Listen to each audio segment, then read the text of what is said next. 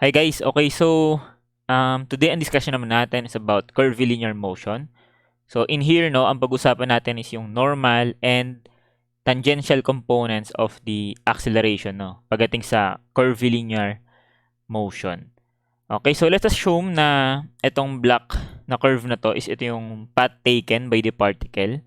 So initially, andi dito siya, let's say for example, and then nag-travel siya papunta dito. So let us define, no, yung mga components natin, which is yung velocity and then the acceleration. So one property dito guys is yung velocity, no? Sa pag-usapan natin yung velocity. So yung velocity dito ng particle is always tangent, no, doon sa point being considered or dun sa location niya. So let's say for example, ang analysis natin is andi dito yung particle. So we just have to draw a tangent line at that point.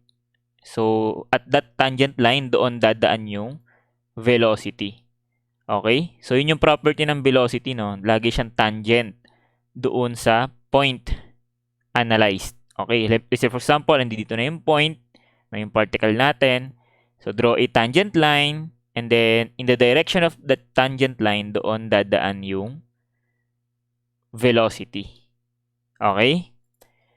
Ngayon, pag pinag-usapan naman natin, class, yung acceleration, so, yung acceleration is not necessarily tangent siya dun sa point, no? So, hindi siya katulad ng velocity na always tangent. So, si acceleration is somehow deviated siya, no, from the tangent line. So, ang reason dito, class, is that yung acceleration kasi is may two components siya. So, which is yung tangential component ng acceleration and then yung normal component of the acceleration. So, meron tayong two components, no? Tangential and then yung normal. So, that's why pag kinuha natin yung resultant nilang dalawa, so, mapupunta dito, no? Directed inward, no? Laging papasok yung direction ng acceleration, no? Papasok dun sa curvature. So, in this case, kasi ito yung curvature niya, pag ganon, class, no? So, papasok. So, dito, ang curvature is pataas naman. So, papasok dun sa, curve. Okay? So, normal component and then tangential component. So, ito yung pag-usapan natin, guys, no? Kung paano mag-solve ng dalawang components na to ng acceleration.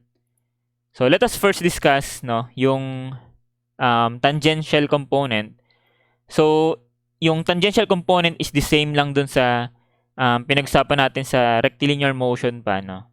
So, if this is the velocity v, no, let's say for example, yung velocity is expressed, no, in terms of time t. So, the tangential component of the acceleration is just simply the derivative, no, nung velocity or dv over dt, no, derivative with respect to time t. Okay? So, the same lang, class, no? Nagkaroon lang ng t. Okay? So, na-encounter mo ito before, no, nung nasa rectilinear pa tayo. So, as you can see kasi, kung i-recall nyo, kung rectilinear motion na pag-uusapan, di ba? Halimbawa, ito yung velocity. So, yung acceleration na nasa-solve natin doon, di ba, is with the direction ng velocity. So, the same dito. No? If the velocity is tangent, so yung acceleration na masasolve natin, dapat tangent din. Okay, so walang bago dito, guys. So, dito tayo sa normal component. So, ang normal component, no, ng acceleration is always towards doon sa center. Okay? So, every point kasi dyan, class, no, meron siyang kanya-kanyang curvature, and each curvature, meron silang tinatawag na radius of curvature, no? So, where in that case, ito yung parang lumalabas na center. Halimbawa, for this specific point, ito yung center nung curvature. So, meron siyang radius. Okay? Yung distance na yan. So, i-highlight nga natin.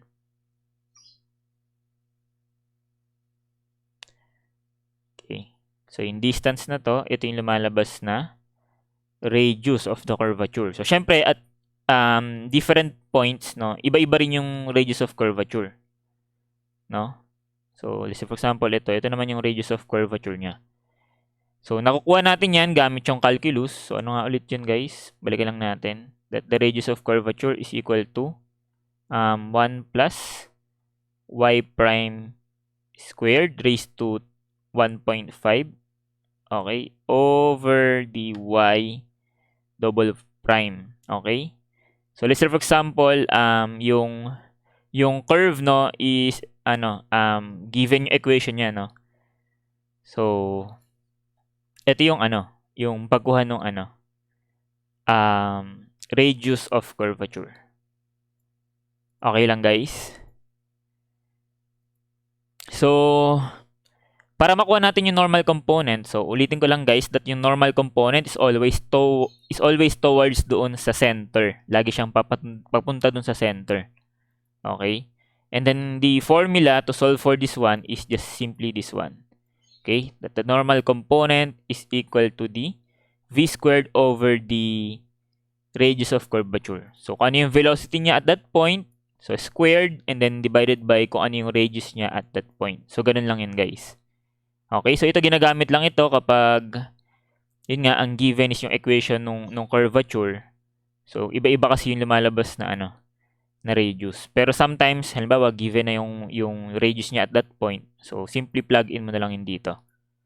So if you have these two components which is perpendicular to one another, so definitely we can solve no yung total acceleration nung particle natin. So which is solvable using itong Pythagorean theorem na lang, no? Square root of normal component squared plus tangential component squared. Okay lang, guys? So, yun lang naman yung class yung dapat natin tandaan and then application na lang tayo, no? Para mas magets natin siya. So, kunin ko lang, guys, yung problem.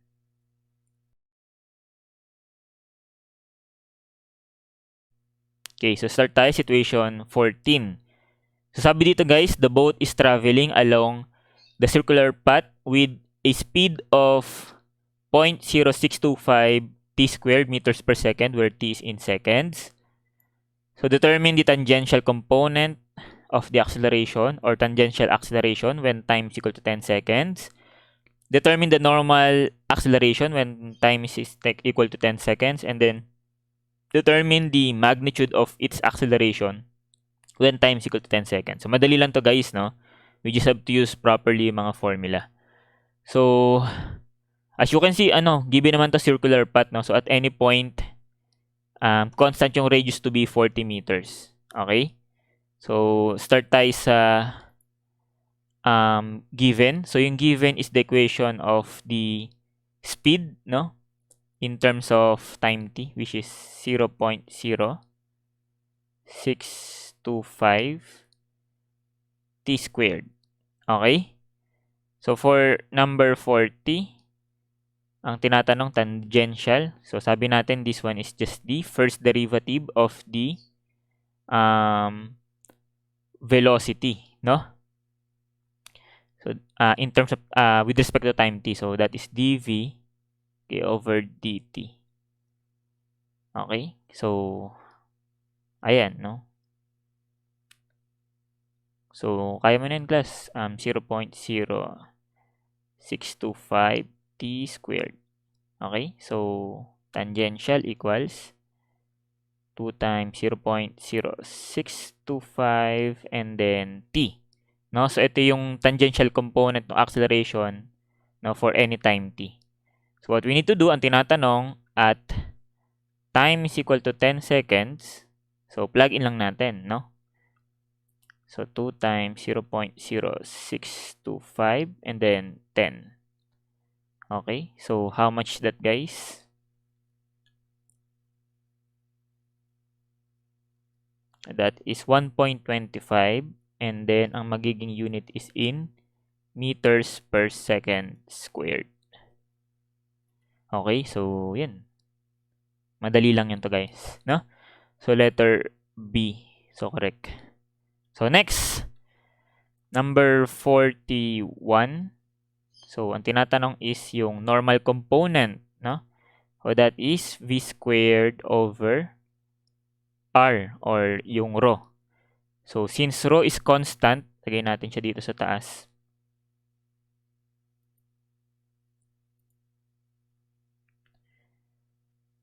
Ayan. So rho is 40 meters, no, at any point. So simply plug in na lang natin yan. Ayan. May velocity na ba tayo? So wala pa tayong velocity, no? So kunin muna natin yung velocity at 10 seconds. So, at t is equal to 10, so velocity equals 0.0625 t squared. So, 0.0625 times 10 squared. Okay, so ilan to?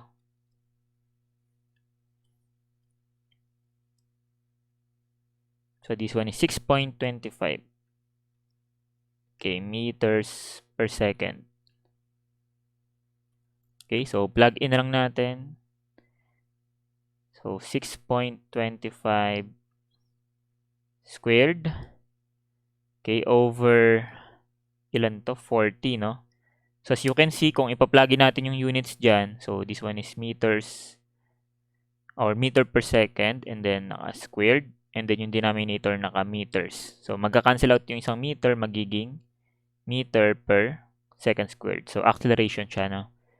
So, with that, ilan na yan? Normal component. That is 0.9765 or 0.98 meters per second squared. So, still we are correct. Okay, number 42, dito ko na lang sulat. So, yung magnitude of its acceleration is just the Pythagorean of the components, no? So, ilan yan, guys? Paki-pindot na lang. So, 0.98 squared plus 1.25 squared.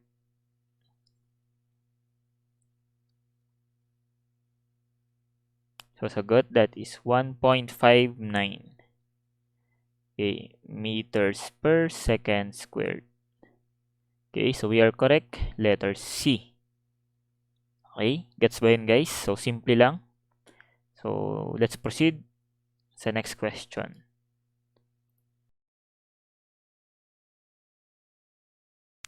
So, situation 15. So, sabi dito, the automobile has a speed of 80 feet per second at point A and an acceleration having a magnitude of 10 feet per second squared acting in the direction shown. So, what is given is yung total acceleration, no? So, anyways, lagay natin yung speed. So, speed is tangent. So, pag ganito yung speed niya, no? Nakita niyo ba yung dinrawing ko? Or palitan natin ng red. Ayan, no? Red na lang. So, andyan siya, no? Which is given to be 80 feet per second. And then, what is given is yung magnitude ng total acceleration. So, which is, ito yun, no? Slightly inwards. Okay, so this one is yung A na 10 feet per second squared. So, the question is, determine the radius of curvature of the path at point A. So, at that point, ano daw yung R? And then, determine the tangential component. So, madali lang to, guys. No? Ang kailangan lang natin is to convert, no, yung total or yung magnitude ng total acceleration into its component along dun sa tangent line and then dun sa normal line. So, 43. So, rho. So, yung rho, makukuha natin to saan, guys? Doon sa normal component, no? V squared over rho. So, meron na tayong V. Kaya inahanap tong rho. So, kailangan natin tong normal component. So, how do we resolve yung normal component, guys? Kung given yung total acceleration. So, as you can see, given yung angle niya, no? Yung angle niya measured from the tangent line is 30 degrees. So, kung kukunin natin yung component niya, ayan, project lang. So, yung towards this direction, ito yung normal, and then towards this direction, ito yung tangential. So, from property ng right triangle, simple trigo function na lang tayo. So that the normal component is just equal to the A, and then what trigo function? So, with respect to the given angle, so that is opposite, no? So, if this is 30 degrees, ayan, so opposite. So, that is A sine of 30. Okay, so in that case, makuha na natin yan. That is 10 sine of 30. Okay? So, hindi ko na yan i-convert pa kasi direct use ko na lang tong formula na to. So, baba ko na lang to. Ayan. Okay, so that rho is now equal to v squared over a sub n. Okay, so rho equals 80 squared over 10 sine of 30. So, ilan yan, guys?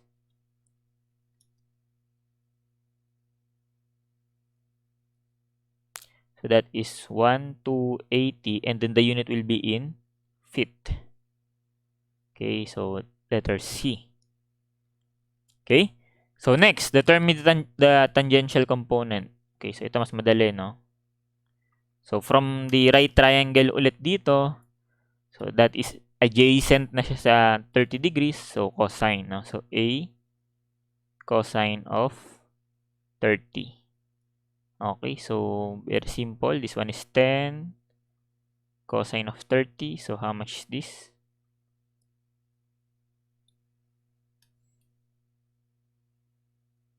So, that is 8.66.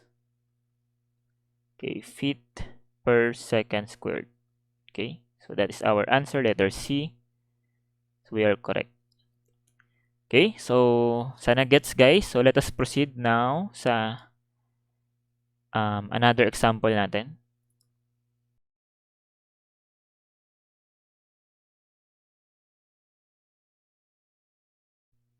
Okay, so situation 16. So, basahin muna natin.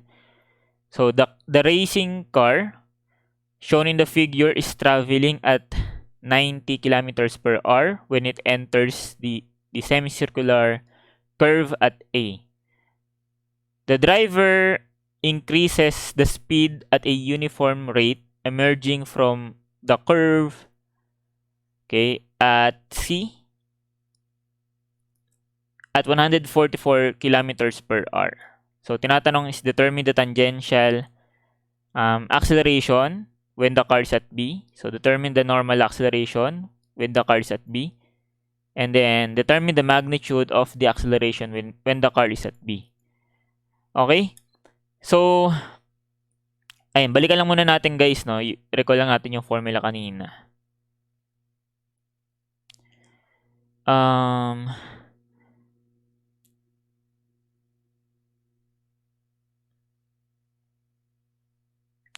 So, di ba ito yung general, no? Acceleration for curvilinear motion.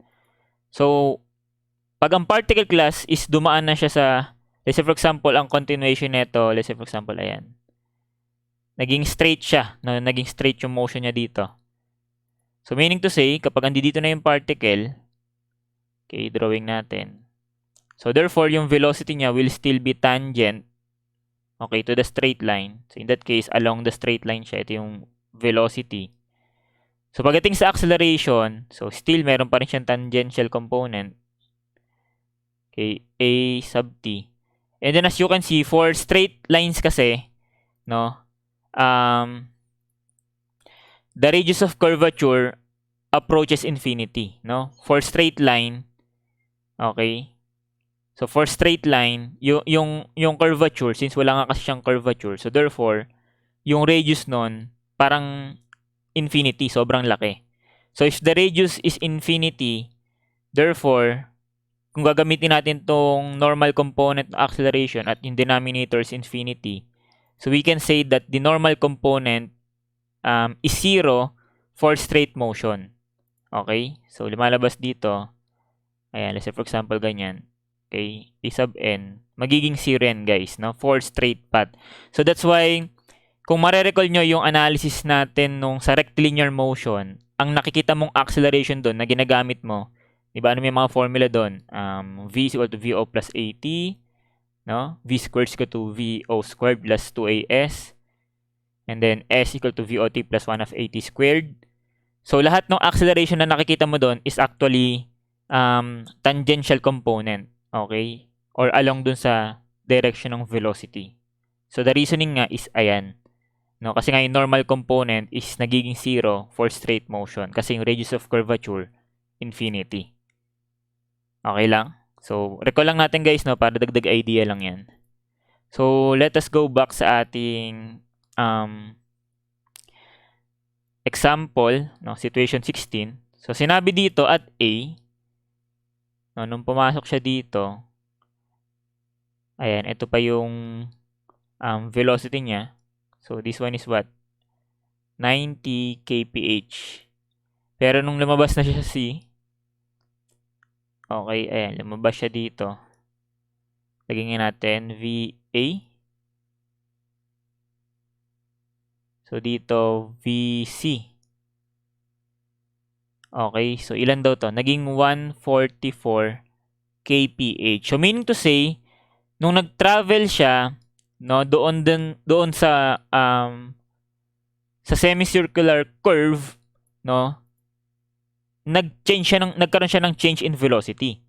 And then, kung bakit, kasi sinabi dito, nung dumaan daw siya, meron daw ditong, hanapin natin guys ayun, the driver increases the speed at a uniform rate.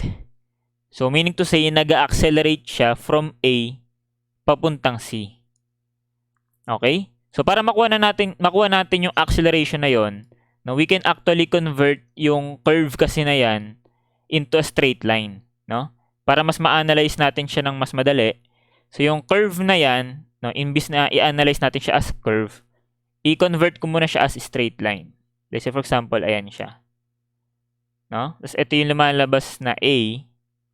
Ito yung lumalabas na C. Okay? Tapos, let's say, for example, lagyan natin dito yung B. Kasi parang importante siya. So, at A, velocity is 90 kph. So, at C, velocity is 144 kph. So, what we need to solve is yung acceleration niya from A along this direction. Okay, ano tong acceleration na yan? Along doon sa direction nung ginawa nating straight line. Nagets ba? Nung ginawa natin siyang straight, ano yung parang nagiging acceleration niya along that straight line? So, in that case, parang ang tinatanong nating acceleration is yung acceleration niya, no, parang along dito. No, kung ibabalik natin siya sa curve, parang ito yung hinahanap nating acceleration. Ano to? No, ano yung constant na yan? So, ano masasabi natin sa acceleration na yan, guys? No, kung ibabalik natin siya sa curve. So, parang actually, we are solving for the tangential component. Okay? So, yung A sub t na yan, lagyan natin dito, A sub t, is the same dito nung ginawa natin siyang straight line. Okay? So, ginawa lang natin straight para we can visualize it ng mas madali, and then mapakita natin na pwede natin gamitin yung formula natin for rectilinear motion with constant acceleration. Okay, kasi hinahanap natin ito eh. So, we have velocity. Given din ba itong distance between A and C? Hindi, no? Pero we can solve that, no?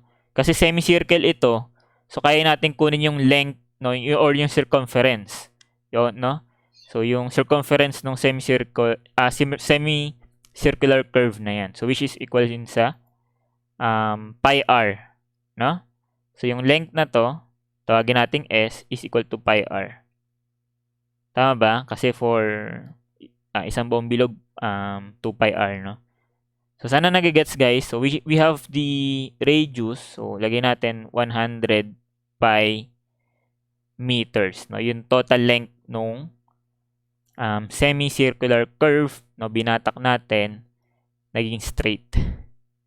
Okay? So, umaga, i-analyze na lang natin siya using yung formula for rectilinear motion with constant acceleration. So, what we have, velocity, hinahanap to, and then meron pa tayong karagdagang given, itong S. So, anong best formula na gagamitin natin? So, syempre, yung walang time t. No? Kasi yung una, V is equal to VO plus AT. So, hindi pwede. Kailangan yung time t. So, next is S equal to VOT plus 1 of AT squared. May t ulit. So, cannot be. So, what we can use is ito, no? V squared is equal to VO squared plus 2AS. So, simply plug in the values, but be careful kasi kilometers per hour. So, convert muna natin to guys. Divide natin ng 3.6. para mabilis lang. So, 90 divided by 3.6. So, that is 25 meters per second. And then 144 divided by 3.6. So, this one is 40 meters per second. Okay? So, going back, so simply plug in 40 squared is equal to 25 squared plus 2. So, yung acceleration na hinahanap natin is yung tangential. And then, yung S natin is 100 pi. Okay, so solving for the tangential component. So, actually, na-solve na pala natin yung number 45. Okay, so, ilan yun, guys?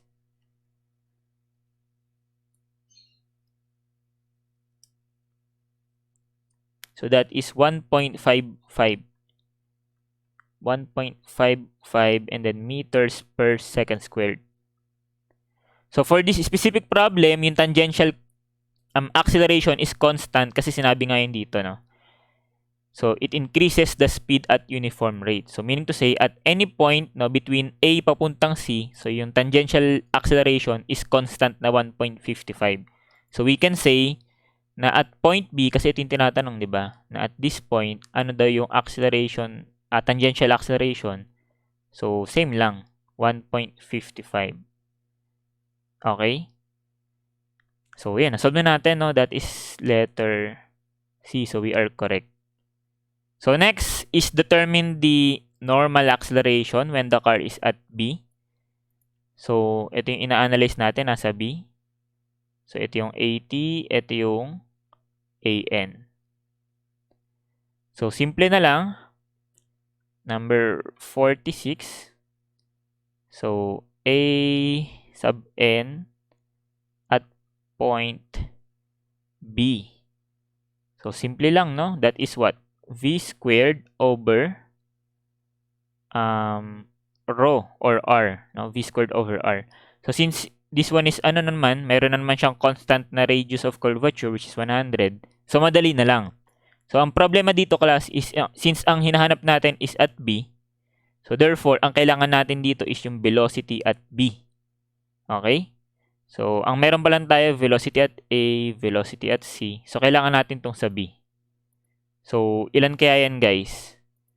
So, we can analyze, no? A to B.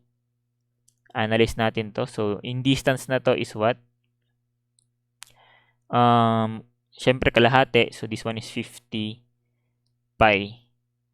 So, using in 2 points na yan, making point A as our initial, point B as our final. Okay? So, pwede natin gamitin yung V squared is equal to VO squared plus 2AS. So, ang hinanap natin is sa B. So, ito lumalabas yung sa A, initial, plus 2. And then, yung A natin is yung tangential component. And then, yung S na makukuha natin dito is yung S, or yung S na to is yung, rather yung S between A papuntang B. Okay lang, guys? So, gets mo na yan, ha? So, and kunin natin. BB squared is equal to, so, initially, ilan to? 25 squared, and then plus 2, and then times 1.55, and then yung S between A to B is 50 pi. Okay, so, makuha na natin yung velocity at B.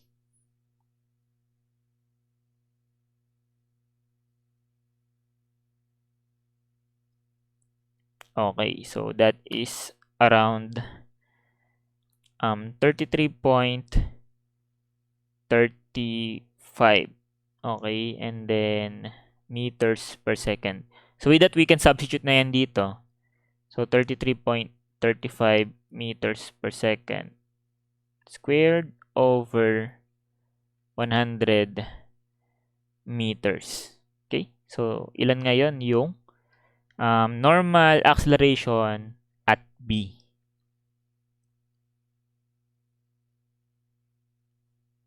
Okay, so that is 11.13. And then in meter per second squared. Okay, so we are correct, guys. So, na-follow nyo ba guys yung procedure natin? So, ang ginawa natin, hinanap muna natin yung velocity at B, no, using yung formula ulit, no, for rectilinear motion with constant acceleration. So, dapat alam mo na kung paano gamitin yan. So, once na nakuha natin, simply plug in sa formula ng normal acceleration. So, yun na. Tapos na tayo guys. And then finally, for number 47, so madali na yan. Kung nakuha natin correctly yung 45 saka 46, so tinatanong yung acceleration at B. So, yung acceleration na yun at B is just simply the Pythagorean nung normal component at P squared plus tangential component at B squared. So, ilan to guys? So, 11.13 squared plus 1.55 squared. So, baka nagtataka kayo, no? Minsan, hindi tayo tutugma ng mga decimal points dito. Kasi ang ginagawa ko nga, exact, no? So, ito kasi naka-round off. Pero, nung sinasolve ko na yung nandito, let's say for example, ito, naka-store siya sa akin, no? Para exact yung nakukuha ko. So, baka lang may mga discrepancy tayo nakikita. So, anyways, ilan na yan, guys? So, that is 11.23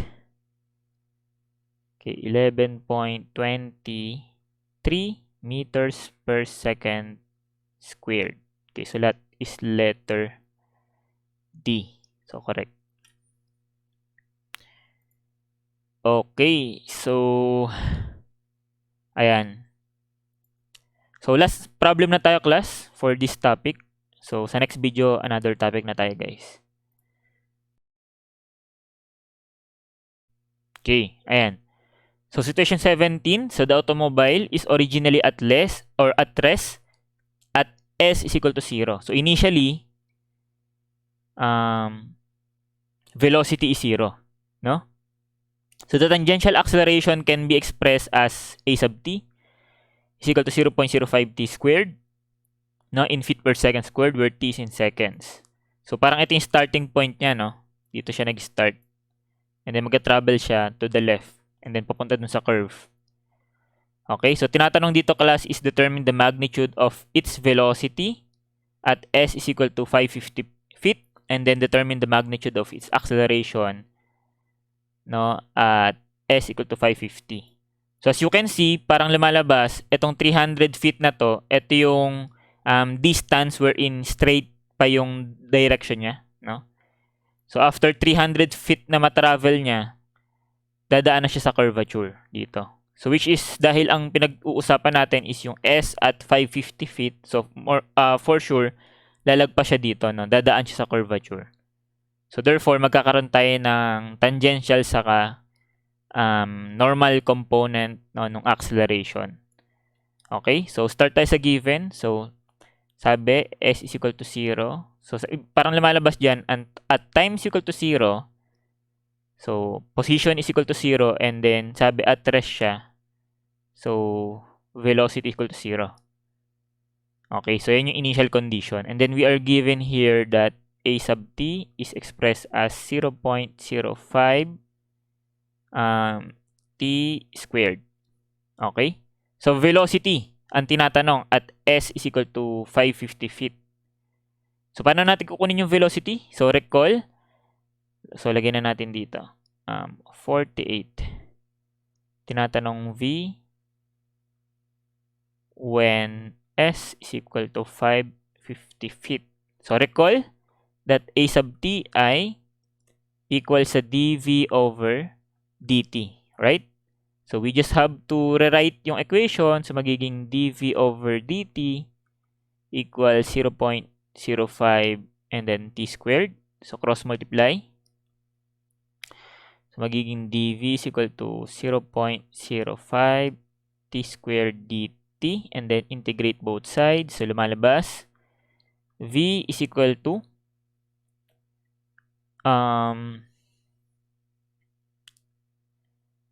0.05 t squared, okay, over, or t cube, okay, over 3, and then plus c. So, tama ba? So, V is equal to 0.05 t cube over 3, and then plus c. So may C pa, no? So paano natin i-eliminate yung C, class? So yung given na initial condition. So sinabi dito, lagay na lang natin dito guys. Okay lang ba? So at t is equal to 0, v is equal to 0. So rewrite lang natin to. So copy ko muna. Dito. Ayan. So lumalabas magiging 0 to. Magiging 0 to. So therefore, lagyan natin dito. Therefore, C now is equal to 0. So therefore, the equation, no, for the velocity b at any time t is 0.05 t cubed over 3. So yan na siya. Okay? So ang tinatanong is yung velocity at s is equal to 550. So paano natin lalagay yung s dito? Wala namang s dyan, guys. Okay? So what we can do, class, is to determine yung time. Okay? Kasi ang equation na na-create natin is yung velocity in relation dun sa time, no? So what we can do is to solve, no, yung time t required para makapag-travel siya ng 550 feet. So paano natin makukuha yan, guys? E di pumunta tayo or kunin natin, class, yung equation relating yung position sa yung time. Okay? So paano yan, guys? So recall. Okay? Recall lang tayo, guys. Recall that v is equal to ds over dt. Right? So with that, makaka-generate tayo ng equation, no, ng position versus time t. So palitan lang natin to, magiging ds over dt is equal to 0.05 t cube over 3. So cross multiply na natin. ds equal to 0.053 t cube over 3 dt, and then integrate. So lalabas that s is equal to 0.05 magiging t. Wait lang, guys, ha. So magiging t raised to 4. So magiging 3 times 4 yung denominator, over 12 na siya. And then plus c. Okay? So yan na yun. So we still have, no, c. So i-eliminate natin yan. So paano ma-eliminate given yung initial condition, no? Sabi at time is equal to 0, nag-start daw siya ng s is equal to 0. So papalit lang natin yan, magiging 0 is equal to 0.05 times 0 raised to 4 over 12 plus c. Okay, so therefore c is equal to 0. So ang haba pala ng solution, no? Pero basically, napag-usapan na natin dati yan, no? Binalikan na lang natin. Tapos meron lang introduction ng normal acceleration. So anyways, dito muna, ano lang to, recall lang to ng dati natin pang ginagawa. Okay, so meaning to say, so dito ko nasusulat siguro, guys.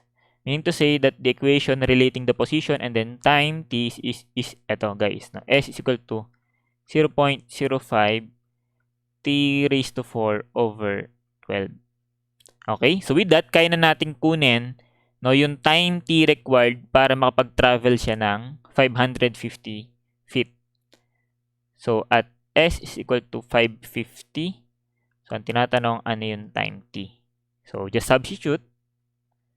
550 is equal to 0.05 t raised to 4 over 12. Okay, so yung time t, ilan, guys?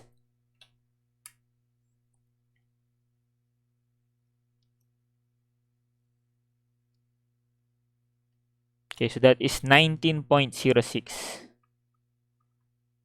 And then seconds. Okay, so after 19.06 seconds, nakapag-travel na siya ng 550 feet. So ito na yung time t natin. Hindi naman hinahanap. So ang gagawin lang natin dyan, guys, is ibabalik natin yan dito. No? Kasi ang tinatanong nga, yung velocity, no? Ang tinatanong, velocity at s is equal to 550. But yung s magiging 550 when time t is 19.06. Okay? So, yun na yung mga nagiging condition natin. So, we just have to use this equation relating yung velocity sa time t. Ayan. And then, plug in. No? So, V now equals 0.05 times 19.06 cube over 3. Okay, so ilan yan, guys?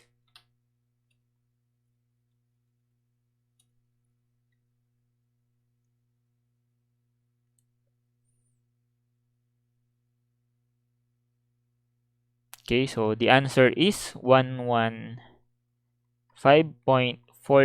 and then the unit is in, I think, feet now. Feet per second. Tama ba? Okay, so naka-feet per second tayo. So, ito na yung final answer natin, guys. Okay, so as you can see, kung babalikan natin dito yan, so we are correct, no?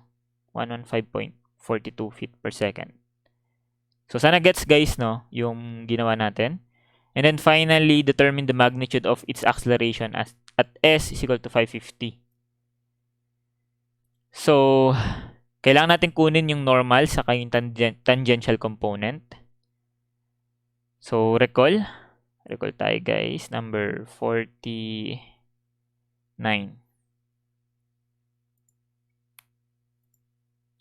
Okay, 49. Ang tinatanong, A, lagay muna natin, okay, acceleration at s is equal to 550 feet. Okay? So, sabi ko, kailangan natin yung tangential at that point, and then kailangan din natin yung normal at that point. So, isa-isahin natin. So, start tayo sa tangential. Okay. So, recall that yung given equation is what? Di ba binigay ito? Yung a sub t is given as eto, no? 0.05 times t squared. We know that etong s na to is ma-attain at time na 19.06 seconds. So, we just have to substitute again. So, magiging 0.05 times 19.06 squared. Okay, so lumalabas ilan yung tangential component at that point. So, that is 18.17.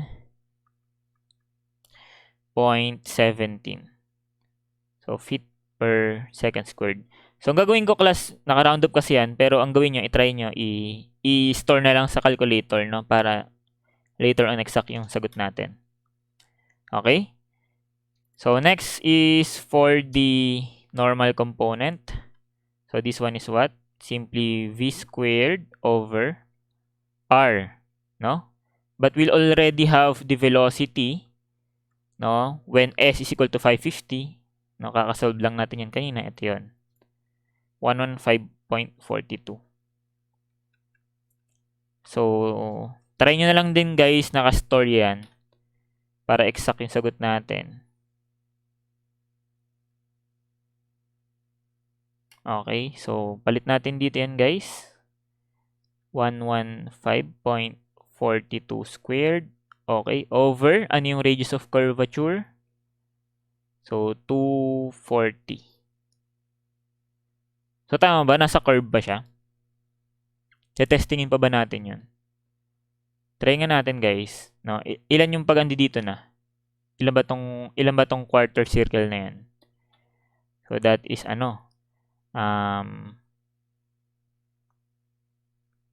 pi r over 4. So, pi r over 2. So, 240 pi over 2. So, this one is yung total length na ito, no? Para lang makasigurado tayo na nasa curve pa siya. So, this one is 376.99. Okay? So, yung circumference ng quarter circle. So, meaning to say, kung 550 pa lang naman siya, kung 300 to, so kailangan nyo na lang ng ilan? 250, no? So, 250 na lang kukunin natin dito. So, sure, nasa curve pa siya. Mga nandito yun. Okay, andi dito pa siya. So, meaning to say, meron pa siyang normal component. No? So, that is over the radius na 240. Okay, ayan. So, ilan yung normal component, guys?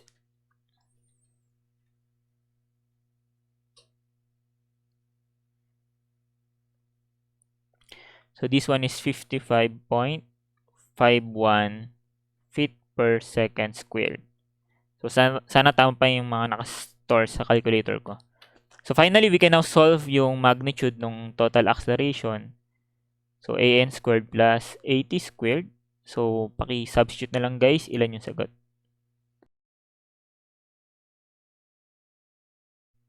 So sagot is, tama ba? Check ko nga muna guys. Ayan no, nasa katotohanan pa tayo. So the answer is 58.40 feet per second squared. Okay, so yan yung answer, no? Which is yun nga, kaka-check ko lang, correct. Letter B. Okay? So, yun lang guys, no? Yung discussion natin with regards to this one. So, hopefully na-gets nyo siya. And then, ma-apply nyo no, sa mga problems natin na ma-encounter with regards to this topic. So, yun lang guys. So, see you na lang sa next video natin. So, thank you guys for listening and God bless.